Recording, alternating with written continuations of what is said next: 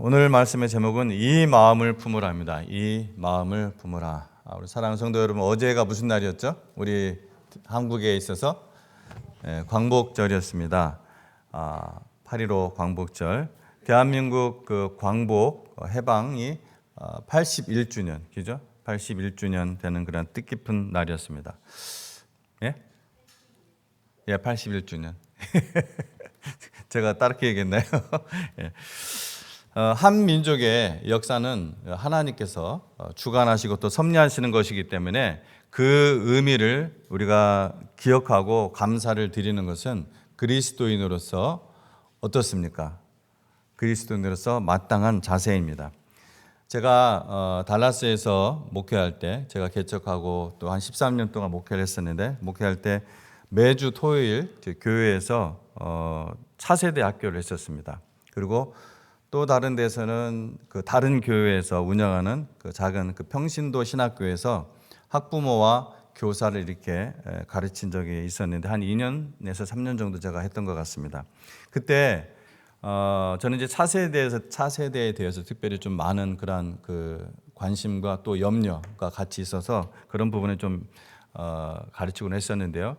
그때 한국인 2세대를 가르치는 교사들과 이 학부모들에게 제가 오늘 얘기한 이것과 관련하여 가르친 적이 있습니다. 그중 대표적으로 사도행전 17장 26절 말씀, 이런 말씀이 있는데요. 인류의 모든 족속을 한 혈통으로 만드사 온 땅에 살게 하시고 그들의 연대를 정하시며 거주의 경계를 정하셨으니 라고 말씀을 하고 있습니다. 모든 족속이라 했습니다. 성경은 인간을 단순히 개인으로만 보지 않습니다. 하나님께서는 사람들이 특정한 민족과 또 역사와 공동체 안에서 살게 하셨다는 것입니다. 또 그 말씀 중에 연대를 정하셨다고 말씀합니다. 하나님께서 민족들의 이 역사적인 시간과 시대를 주관하신다는 것입니다. 그래서 한국 민족에게도 하나님께서 허락하신 그러한 역사가 있습니다. 고난의 역사도 있고 또 침략의 역사도 있고 분단의 역사도 있고 독립운동의 역사도 있고 전쟁의 역사도 있습니다. 우리 그리스도인은 그것은 단순히 정치적인 민족적인 어떤 그런 사건으로만 보는 것이 아니라 아까 제가 들려드린 그 말씀, 하나님께서 이 역사 가운데 무엇을 행하셨는가, 이것을 보아야 합니다. 세 번째로 거주의 한계를 정하셨다 말씀하셨죠. 하나님께서 사람들의 그 거주 영역과 또한 역사적인 환경을 정하셨다는 말씀입니다. 이것은 민족주의를 주장하는 것과는 전혀 다릅니다. 제가 그렇게 말할 수 있는 것은 바로 이어지는 17장 26절인데요. 이 17장 26절이 더욱더 중요합니다. 27절이 더욱 중요합니다. 26절은 그래서 반드시 이 27절과 함께 읽어야 됩니다. 사도행전 17장 27절 말씀, 어떤 말씀이 나오냐면 이는 사람으로서 혹 하나님을 더듬어 찾아 발견하게 하려 하심이로되 그는 우리 각 사람에게서 멀리 계시지 아니하도다. 하나님께서 민족들을 만드시고 경계를 두시고 연대 두신 목적이 뭐라고요? 하나님을 더듬어 찾아 알게 한 목적이다 라고 26절과 27절이 분명히 말씀을 하고 있는 것입니다. 하나님을 찾게 하려는 것이 그 궁극적인 목적이라는 거예요. 아멘. 하나님께서 우리를 한민족으로 태어나게 하시고 또 어떤 사람은 중국 사람으로 태어나게 하시고 이 모든 것들이 그 상황 속에서 하나님을 더듬어 찾아 알게 하란다. 우리가 한국의 역사를 기억하는 것은 한국이라는 민족 자체를 우상화하려는 것이 아닙니다. 하나님께서 우리 민족에게 허락하신 그 역사와 또 그 고난을 기억하면서 그 역사 가운데서 하나님의 섭리를 찾고 하나님을 바라보기 위해서입니다. 우리가 지금 육체로 누리는 이 자유 외에 이 그리스도 안에서 영적으로 누리는 이 해방과 자유는 저와 여러분이 믿는 이 복음과 맞닿아 있습니다. 그런데 이 자유 이야기를 시작하기 전에 여러분께 한 장면을 보여드리고 싶습니다. 지금으로부터 2000년 전 예루살렘이라는 도시에 한 왕이 입성하였습니다. 그 왕은 십자가에 달리시기 4일 전 예루살렘 성으로 들어오셨습니다. 백성들은 종려나무 가지를 흔들며 호산나 호산나 다윗의 자손이여 라고 외쳤습니다. 왕이 오신다는 것이었습니다. 그런데 여러분, 이상한 일이 벌어졌습니다. 세상의 왕들은 정복하러 올 때 혹은 승리하고 돌아올 때 어떻게 옵니까? 힘센 군마를 타고 번쩍이는 갑옷을 타고 창검을 든 그 군대를 앞세우고 옵니다. 로마의 장군, 여러분이 잘 아는 율리우스 시저는 로마에서 4번의 행군을 했다고 합니다. 폼페이우스는 3번을 했다고 그래요. 그들은 이렇게 힘과 위엄으로 아주 멋있는 말을 타고 그렇게 행군을 하며 도시에 들어왔었습니다. 그런데 이 왕은 무엇을 타고 오셨습니까? 나귀 새끼였습니다. 그것도 다 자란 나귀도 아니고 어린 나귀 새끼. 그런데 여러분, 이것은 그냥 그때 일어난 해뿐이 아니라 스가랴 선지자가, 예수님이 오기 전 수백 년 전 이 스가랴 선지자가 오래전에 그리스도에 대해, 즉 히브리어로 그리스도가 뭐죠? 메시아. 발음도 똑같습니다. 메시아. 이 메시아에 대해 예언한 그대로였어요. 내 왕이 내게 임하나니 그는 공의로우며 구원을 베풀며 겸손하여서 나귀를 타시나니 나귀의 작은 것 곧 나귀 새끼니라. 스가랴 9장 9절.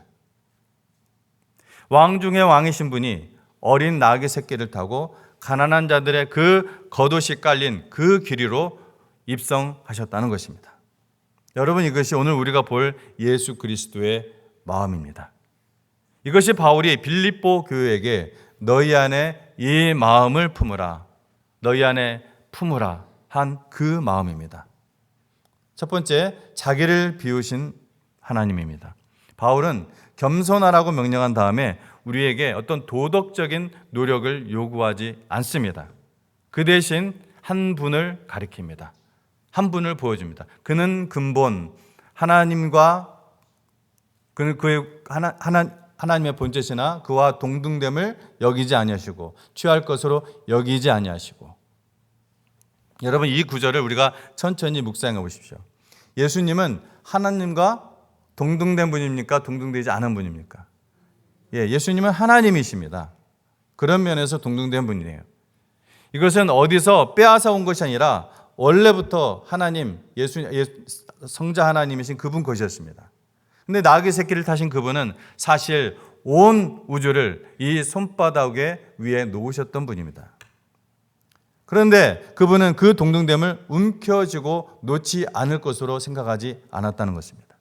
생각해 보십시오. 우리는 조금이라도 손에 쥔 것은, 내 손에 딱 들어온 것은 절대 놓지 않으려고 합니다. 오히려 내 손 밖에 있는 것도 우리가 취하려고 하죠.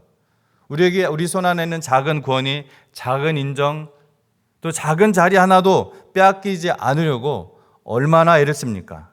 그런데 그리스도는 우주의 모든 영광, 하나님과 동등된 그 자리를 스스로 내려놓으셨습니다. 뭐라고 했습니까? 오히려 자기를 비워 종의 형체를 가지사 자기를 비우셨다. 그분이 자신의 그 하늘의 영광과 특권을 스스로 내려놓으셨다는 것입니다. 그리고 그 낮아짐의 끝이 어디였습니까?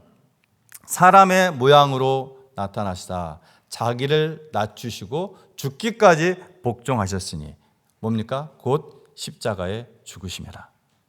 단지 사람이 되신 것으로 끝나지 않았습니다. 여러분이 하나님이, 영원하신 그 하나님이 사람이 되는 것은 제가 종종 쓰는 표현인데, 마치 내가 어떤 사랑하는 사람을 위해서 구더기, 아시죠?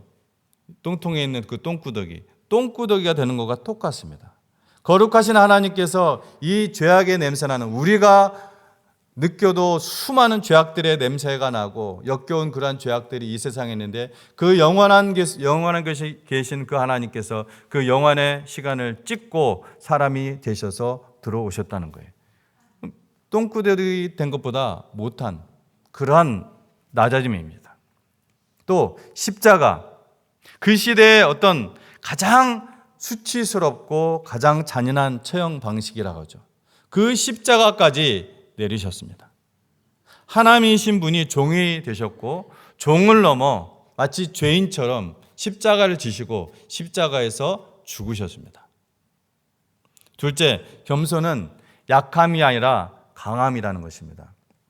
여기서 우리가 솔직해질 필요가 있습니다. 많은 분들이 마음속으로 이렇게 생각을 할 겁니다. 교만이 나쁜 건 알겠다. 그런데 겸손은 좀 약해 보이지 않나? 겸손한 사람은 뭔가 손해보고 또 밟히고 좀 지루해 보이고 뒤로 밀리는 사람 아닌가? 특별히 이 시대는 더욱 그렇죠. 우리는 교만한 사람으로 보이고 싶지는 않지만 그렇다고 겸손을 진심으로 사모하지는 않습니다.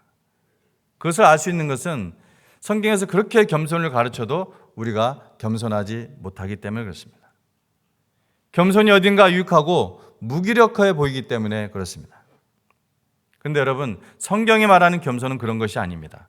제가 한 사람 이야기를 들려드리겠습니다. 1941년 폴란드, 여러분이 잘 아는 아우슈비츠 수용소. 인류 역사상 가장 잔인했던 그곳에서 한 수감자가 탈출했습니다. 그래서 나치는 본보기로 보복을 했습니다. 남은 수감자 중 10명을 무작위로 뽑아가지고 지하 벙커에 가둬 굶겨 죽이기로 한 것입니다. 이름이 불리는 순간 그것은 곧 뭐예요? 사형 선고였습니다. 그런데 뽑힌 10명 중 한 사람, 프란치세크 가요브니체크, 발음이 좀 어렵죠? 프란치세크 가요브니체크라는 이 사람이 절규하며 울부짖었습니다. 그 10명 중에 한 명으로 뽑힌 거예요. 안 돼! 내 아내, 내 자식들, 나는 다시는 그들을 볼 수 없어. 이렇게 가족을 부르며 무너지는 그 남자를 향해 그 순간 그 대열 속에서 뽑히지 않았던 한 사람이 앞으로 걸어 나왔습니다. 막시밀리안 콜베라는 사람이었습니다. 아우슈비츠에서 대열을 벗어나 앞으로 나선다는 것은 그 자리에서 바로 총에 맞아 죽을 수도 있는 것입니다. 그런데 그는 그 나치 장교 앞에서 이렇게 말을 했습니다. 저 사람 대신 제가 죽겠습니다. 저는 하나님을 섬기는 사람입니다. 저는 지금 죽어도 바로 하나님 나라를 갈 것입니다. 그리고 저는 아내와 자식들이 없습니다. 하지만 저 사람에게는 아내와 자식들이 있습니다. 장교는 그 요청을 받아들였습니다. 가요브니체크는 대열로 돌아갔고 콜베가 그 자리를 대신했습니다. 훗날 살아남은 그 가요브니체크는 이렇게 증언했습니다. 사형 선고를 받은 내가 살게 되고 낯선 사람이 나를 위해 자발적으로 목숨을 내놓다니. 그때 나는 이게 꿈인가 싶었다. 나는 살았다. 그리고 그것은 그분 덕분이었다. 콜베는 지하 벙커에서 2주를 굶주린 끝에 마지막에 독극물 주사를 맞고 세상을 떠났다고 합니다. 여러분, 콜베가 앞으로 걸어 나온 순간, 그 순간 그가 여러분 약해 보였습니까? 무기력해 보였습니까? 아니죠. 그 순간 아우슈비츠 전체에서 가장 강한 사람은 총을 든 그 나치 장교가 아니었습니다. 아무 무기도 없이 낯선 사람을 위해 스스로 죽음의 자리로 걸어간 그 콜베였습니다. 세상의 그 어떤 힘도 그를 그 자리에서 끌어내릴 수 없었습니다. 진짜 겸손은 바로 이런 것입니다. 겸손은 밟히는 것이 아니라 남을 위해 스스로 내려가기로 작정하는 것입니다. 가장 약한 자가 아니라 가장 강한 자만이 할 수 있는 선택입니다. 그런데 콜베는 이 힘을 어디서 얻었을까요? 그는 자기 안에서 만들어낸 것이 아니었습니다. 그는 자신보다 먼저 무한히 더 낮은 곳으로 내려가신 한 분을 본받고 있었을 뿐입니다. 그분을 사랑했을 뿐입니다.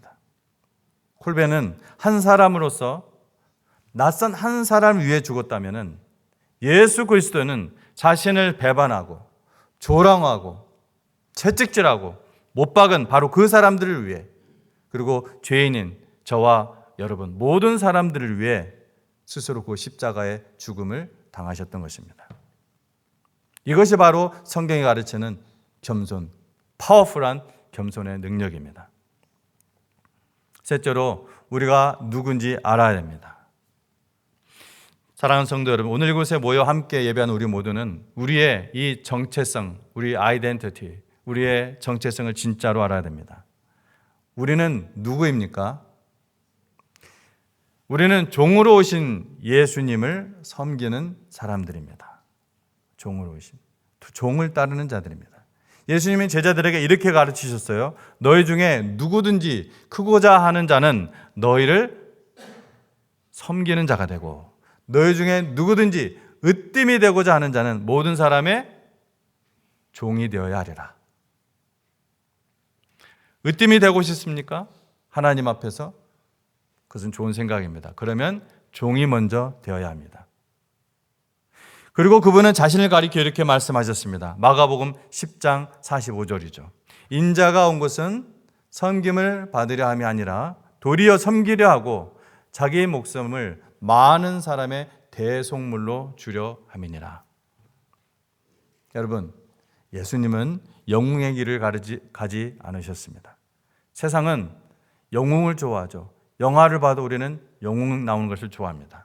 강하고 이기고 위로 올라가고 정상에 서는 사람. 어쩌면 우리는 우리 자식들을 그렇게 키우고 싶은 마음도 있을지 모르겠습니다. 또 저는 그런 부모님들을 봅니다. 굉장히 많이 봅니다.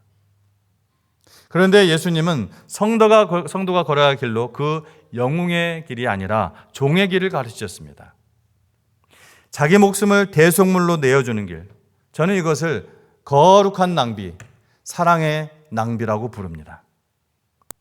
세상의 눈으로 보면 목숨을 남을 위해 내어주는 것은 낭비죠. 손해입니다. 그런데 하나님의 나라에서는 그것이 가장 값진 것이 됩니다. 그것이 사랑입니다. 그리고 여기에 우리가 놓치기 쉬운 놀라운 비밀이 있습니다. 예수님의 마음은 분명하셨습니다. 자기 영광을 추구하는 것이 아니라 하나님, 아버지 하나님께 영광을 돌리시며 사는 것. 바로 그것이 진짜 삶의 기쁨을 누리는 길이라는 것입니다. 생각해 보십시오. 예수님 스스로가 하나님과 동등하신 성자 하나님이십니다. 근데 그 성자 하나님께서 우리에게 어떤 본을 보여주셨습니까? 아버지 하나님께 영광을 돌리는. 우리는 원래 그렇게 창조되었습니다. 지난주에 제가 피아노 이야기를 했죠. 피아노는 아름다운 소리를 내도록 만들어졌기 때문에 아름다운 소리를 낼 때, 즉 그 목적대로 연주가 될 때 비로소 온전히 자기다워집니다. 우리가 망칠 수도 있고 톱일 수도 있고 칼일 수도 있고 뭐 그런 거라고 한번 생각해 보십시오. 예를 들어서 수술을 할 때 망치를 쓸 수는 없지 않습니까? 물론 뼈를 어떻게 할 때는 망치가 필요할지는 모르겠네요. 칼을 써야 될 때 망치를 쓸 수는 없는 것이죠.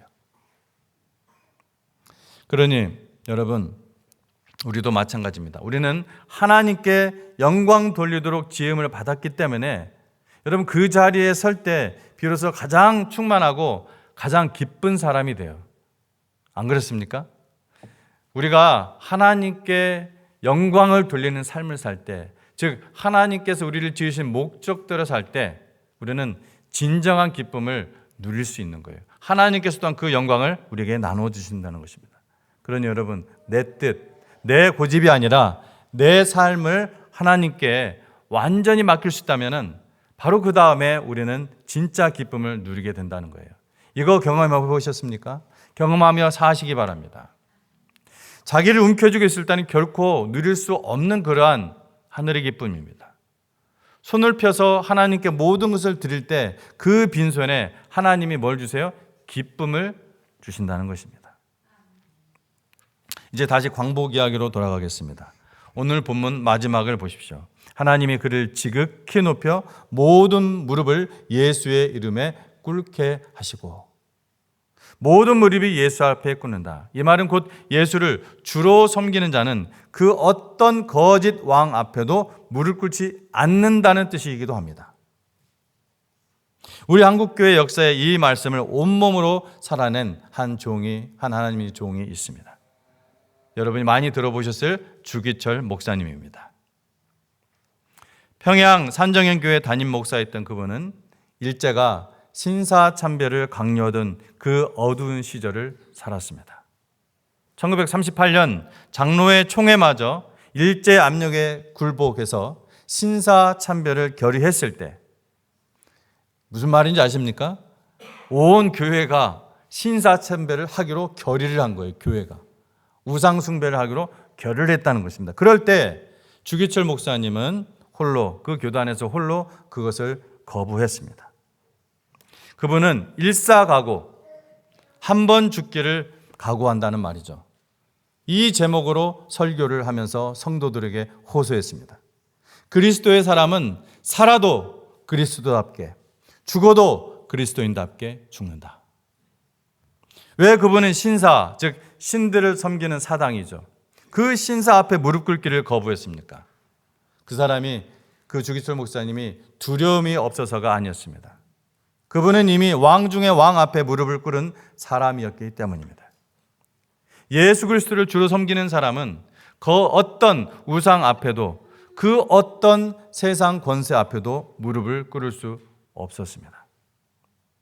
그래서 그분은 여러 차례 투옥되고 혹독한 고문을 당하고 심지어 자신이 섬기는 그 교단으로부터 파면까지 당했습니다. 신사참배를 안 한다는 이유로. 그렇게 끝까지 하나님에 대한 그 신의를 지키다가 광복을 꼭 1년 앞둔 1944년 4월 감옥에서 47세의 나이로 순교당하셨습니다. 자유가 오는 것을 그분은 두 눈으로 보지 못했습니다. 여러분, 그분은 종이었습니다. 감옥에서 죽은, 세상의 눈으로 보면은 힘이 없는 사람. 그러나 그분은 세상 권세 앞에 끝까지 무릎 꿇지 않은 가장 강한 사람이었습니다.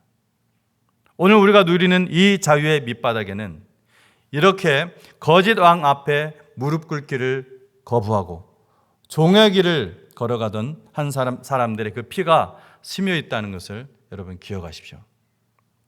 광복은 영웅들이 만든 것이 아니라 상당 부분 이런 종들이 흘린 피 위에 세워진 것입니다. 나중에 대한민국 정부는 그분에게 건국 훈장을 추서했습니다. 종으로 죽었으나 그 이름이 높임을 받은 것입니다. 이것이 바로 오늘 본문의 진리입니다. 스스로 낮아진 자를 누가 높이십니까? 하나님이 높이십니다. 사랑하는 성도 여러분, 오늘 본문은 그리스도의 낮아짐에서 끝나지 않습니다. 이러므로 하나님이 그를 지극히 높여 모든 무릎을 꿇게 하셨다고 했죠. 여기 이러므로라는 단어가 정말 중요합니다. 이러므로 그리스도가 낮아지셨기 때문에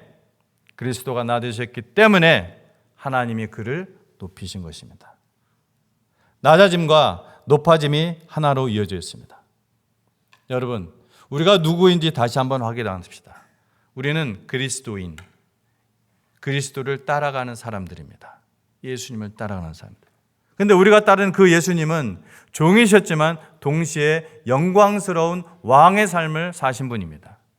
힘으로 억누르는 왕이 아니라 사랑으로 통치하신 왕이십니다. 그리고 우리는 바로 그 왕을 따르는 자들입니다. 그 삶은 여러분께 진짜 기쁨을 주는 삶입니다. 여러분, 우리가 저 낮은 자리로 내려가기를 두려워해서는 안 됩니다. 오히려 사도 바울은 오늘 우리에게 뭐라고 권면합니까? 너희 안에 이 마음을 품어라.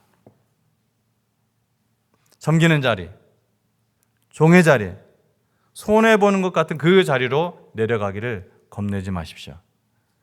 주님이 함께 하시니 두려울 것이 없습니다. 오늘 본문을 다시 보십시오. 하나님의 모든 무릎을 예수님의 앞에 무릎을 꿇게 하셨습니다. 결국 우리는 지금 종인 것 같으나 사실은 영광스러운 자들입니다. 하나님의 왕 같은 제사장들입니다. 왕의 자녀요, 왕족이라는 것입니다. 우리가 지금은 고난도 당합니다. 또 낮아짐도 감당합니다. 그러나 그 낮아짐 뒤에 우리에게 부어질 그 영광의 자리는 우리가 지금 상상하는 것과는 비교도 안 되는 훨씬 놀라운 것입니다. 여러분, 그것을 볼 수 있는 믿음의 눈들 되시기 바랍니다. 종의 길을 걸으신 그 왕이 우리도 그 끝에서 반드시 높여주실 것입니다. 여러분 모두가 진정으로 주님과 함께 그렇게 동행하는 주님의 사람 되시기를 축복합니다. 함께 기도하겠습니다.